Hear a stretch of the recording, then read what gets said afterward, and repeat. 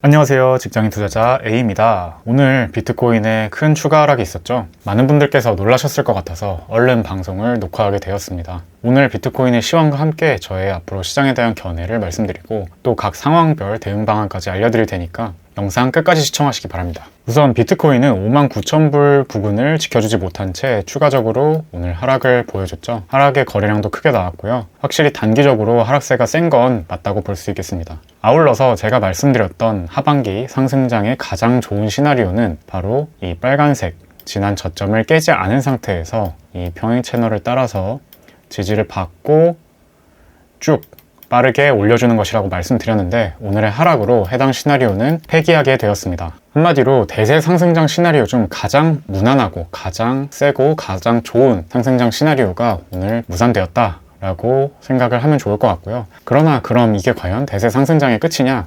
라고 생각했을 때 저는 그것은 아니라고 생각합니다. 다만 상승장의 시기가 제가 가장 긍정적으로 그렸던 플랜 A보다 조금 더 늦춰질 것이라는 생각은 들고요. 투자는 예측이 아니라 대응이기 때문에 변화한 상황에 맞춰서 올바르게 대응해 간다면 충분히 수익을 얻을 수 있을 것이라 생각하고 있습니다.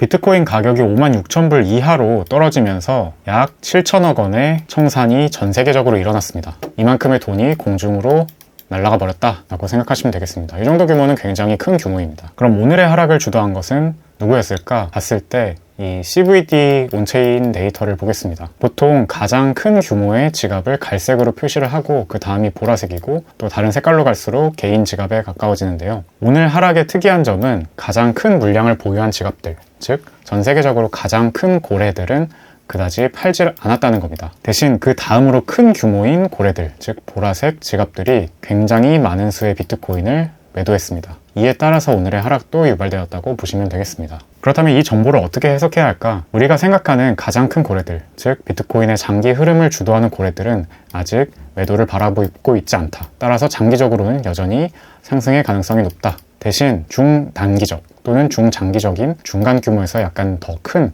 고래들은 확실히 단기적으로 물량을 매도할 생각이 있었고 이에 자신들의 비트코인을 매도해서 단기적으로는 확실히 하락세가 강한 건 사실이다 정도로 생각하면 되겠습니다. 이러한 가설을 뒷받침해줄 만한 다른 온체인 데이터들이 있어서 가져와 봤는데요. 오늘 하락 이후에 이 글래스노드라는 온체인 데이터 전문 분석 기관에서 몇 가지 트윗을 올렸습니다. 그중 제가 가장 중요하다고 보는 건 바로 이 두 번째 트윗인데요. 롱텀 홀더들, 즉 비트코인의 장기 보유자들은 오늘 가격의 하락폭 대비 상대적으로 자신들의 비트코인 물량을 거의 팔지 않았다는 것입니다. 온체인 데이터 분석의 기본은 기본적으로 비트코인 가격을 주도하는 큰 세력들은 그만큼 비트코인을 오래 가지고 있는 롱텀 홀더들일 가능성이 높다고 가정하는 것에서부터 출발합니다. 반대로 시장에서 항상 손해를 보는 건 새롭게 진입한 신규 진입 개인들이고요. 이러한 개인들의 특징은 비트코인을 오래 보유하지 않고 단기 보유하는 것을 특징으로 하기 때문에 이를 숏텀 홀더들이라고 부릅니다. 따라서 온체인 데이터 분석할 땐 항상 롱텀 홀더들이 어떤 포지션을 가져가고 있는지가 굉장히 중요하고요. 글래스노드의 대부분의 분석도 이러한 가정을 기반으로 깔고 있습니다. 아까 말씀드린 것처럼 갈색 고래들, 즉 비트코인을 가장 많이 보유한 지갑들은 오늘 상대적으로 매도를 거의 하지 않았죠. 지금 글래스노드가 올린 이 자료도 롱텀 홀더들, 즉 세력으로 추정되는 이 롱텀 홀더들도 오늘 하락에서 거의 비트코인 물량을 팔지 않았습니다. 즉 이 자료를 해석한다면 역시 장기 보유자들, 세력들은 아직 비트코인의 장기적인 하락장을 생각하고 있지 않다라고 볼 수 있겠습니다.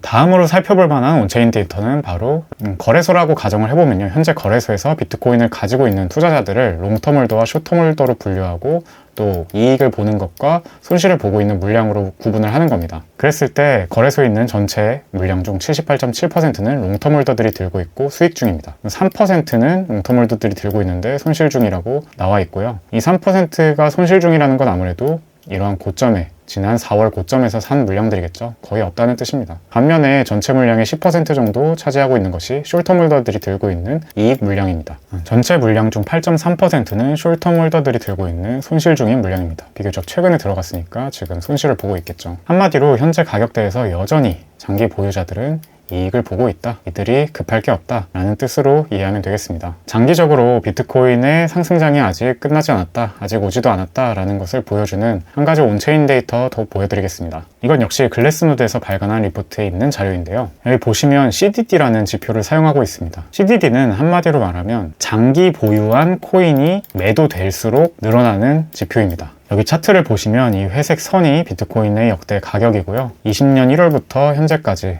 이렇게 기간을 보여주고 있습니다. 그리고 여기 주황색 음영으로 되어 있는 차트가 바로 CDD 차트인데요. 가격이 상승장의 꼭대기에 가까워질수록 이 CDD는 굉장히 급격하게 증가합니다. 즉 장기 보유했던 코인들이 이렇게 상승장이 끝으로 갈수록 점점 더 매도된다는 뜻이죠. 누구한테 매도될까요? 그리고 누가 매도하는 걸까요? 당연히 장기 보유한 세력들이 매도하는 것이고, 이 물량을 신규 진입한 개미들이 다 사주는 겁니다. 가격이 피크를 찍기 전, 지난 4월쯤 피크를 찍기 전 이미 두 번의 상승 파동에서 고래들은 굉장히 많은 물량을 이익 실현했고요. 마지막 상승 파동은 상대적으로 고래들은 거의 이익 실현을 하지 않았는데 그럼에도 올랐다? 그렇다면 무슨 뜻일까요? 마지막 상승 파동은 이미 고래들은 거의 다 물량을 처분했고, 뒤늦게 들어온 신규 진입자들이 이 마지막 상승 파동의 가격을 올렸다는 겁니다. 그리고 하락세가 시작됐죠. 다시 과거로 돌아가서, 그렇다면 20년 초반부터 20년 중하순까지 이렇게 CDD가 낮았던 구간은 어떤 구간일까요? 네, 바로 고래들이 물량을 축적하는 기간이었습니다. 그리고 상승장이 시작된 후에 처분한 것이죠. 그럼 지금은 어떨까요? 지난 4월부터 시작된 하락장 이후 고래들은 이렇게 비트코인을 축적하는 기간을 가졌습니다. 그리고 가격이 전고점을 뚫고 올라오면서 본격적으로 조금씩 고래들은 자신들의 물량을 팔아가고 있죠. 하지만 파는 수준은 아직 20년의 저점 수준 정도밖에 되지 않습니다. 고래들이 자신들의 물량을 충분히 처분하려면 그만큼 신규 진입, 신규 개인 투자자들이 진입을 해줘서 자신들의 물량을 사줘야 하는데요. 아직 그만한 개인 투자자들의 수요가 없기 때문에 충분히 자신들의 물량을 떠넘기지 못하고 있고, 이는 반대로 말하면 아직 사이클상 장기 상승장의 고점이 오지 않았다는 것으로 해석할 수 있겠습니다. 나중에 CDD가 이때 수준으로 이렇게 올라준다면 상승장의 고점이 가까워지고 있구나 라고 짐작해 볼 수 있겠죠. 시간 관계상 오늘 모든 것을 다 설명드리진 못하지만 추후 영상으로 온체인 데이터 관련한 영상들을 좀 정리해서 올리겠습니다. 다만 여러 온체인 데이터들이 공통적으로 말하는 것은 아직 상승장의 끄트머리의 특징은 오지 않았다는 것인데요. 예를 들어 이 메이어 멀티플이라는 지표도 보시면 이것이 어떤 개념인지는 제가 나중에 정리해서 설명드리겠지만, 우선 이것을 이해하기 전에 그냥 비트코인 가격과의 상관관계만 한번 보시기 바랍니다. 그냥 그림만 보시면 됩니다. 보시면 이 파란색 실선으로 표시된 메이어 지표라는 것은 이렇게 비트코인 가격이 사이클상 고점에 있을 때마다 급격하게 치솟았죠. 2018년 고점 때도 마찬가지입니다. 그리고 2019년의 작은 고점 때도 마찬가지였고요. 이번 21년 4월의 고점 때도 마찬가지였죠. 그럼 지금은 어떨까요? 지금 11월은 아직 이 수준입니다. 즉 사이클상 고점은 아직 오지도 않았다, 이렇게 해석할 수도 있겠죠. 나중에 이러한 온체인 데이터들을 활용한 지표들이 이렇게 역대급 고점 수준에 온다면, 적어도 2는 넘는 이 정도 수준에 온다면 그때부터 고점을 의심해 볼 수 있겠습니다. 하지만 아직 장기적으로 봤을 때 그러한 트렌드는 오지 않았다는 거죠. 자, 지금까지 비트코인의 장기 트렌드에 대한 여러 자료들과 저의 관점을 말씀드려 봤습니다. 그렇다면 장기 트렌드로 상승할 확률이 높다는 건 알겠는데 단기적으로는 어떻게 될까 생각을 해보겠습니다. 저는 크게 두 가지 시나리오가 있다고 생각합니다. 첫 번째는 우선 54,400불에서 53,000불까지 단기적으로 추가 하락을 해준 뒤에 단기 반등을 해주는 경우입니다. 그때는 단기 반등이 6만에서 6만 2천불 정도까지 오긴 하겠지만 다시 한번 내려가서 약 4만 3천불에서 4만 1,400불 사이까지도 하락했다가 그 이후에 상승장을 시작할 확률이 높다고 생각합니다. 단기적으로 가장 좋은, 가장 빠르게 상승하는 시나리오가 무산됐기 때문이고요. 그만큼 단기 하락세가 세고 추가 하락으로 상승장을 조금 더 지연시킬, 또 그 이전에 여러 개미들을